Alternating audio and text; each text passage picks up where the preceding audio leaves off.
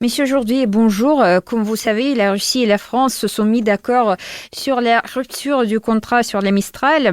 La France a déjà versé plus d'1 milliard d'euros à la Russie. D'abord, je voudrais savoir comment jugez-vous une telle issue de l'affaire? Les journaux parlent de la moins mauvaise des solutions. En fait, à mon avis, il y en avait une bonne, consistait à livrer les Mistral. C'était des bâtiments non armés et qui ne constituent en aucun cas une menace pour les pays de l'Union européenne. Monsieur Jourdi, certains hommes politiques français sont convaincus que la France, en renonçant à la livraison des navires à la Russie, a perdu beaucoup de cette décision.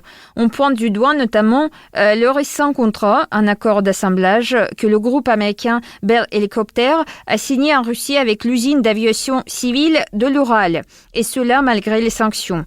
Comment voyez-vous cette situation ?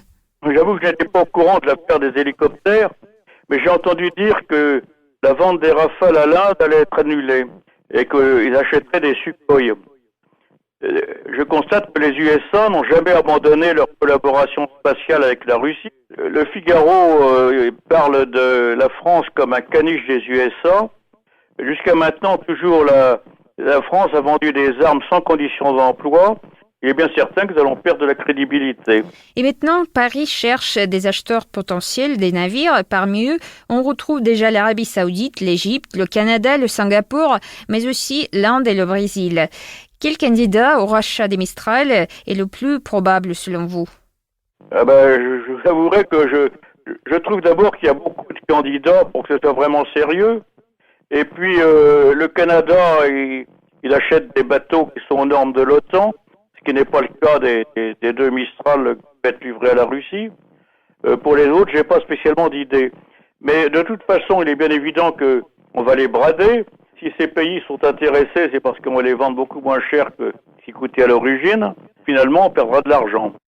Les navires ont été construits selon des normes russes et pour les hélicoptères russes. Ne croyez-vous pas qu'il puisse y avoir des problèmes quant à l'exploitation des bateaux par des pays tiers ? Il va falloir les transformer, les adapter à de nouveaux équipements, à moins d'acheter des équipements russes de ceux qui étaient prévus. Mais nous, on livrait les bâtiments sans armement. Et en fait, je pense qu'il va falloir les dérussifier et les mettre à des normes différentes, et ça va nous coûter très cher. Ben Moore, analyste à IHS Janes, estime que la France parviendra sans doute à vendre ses Mistral, mais elle devra en réduire sérieusement le prix pour les rendre attractifs. Ça pourrait prendre des années. Fin de citation. Qu'en dites-vous ?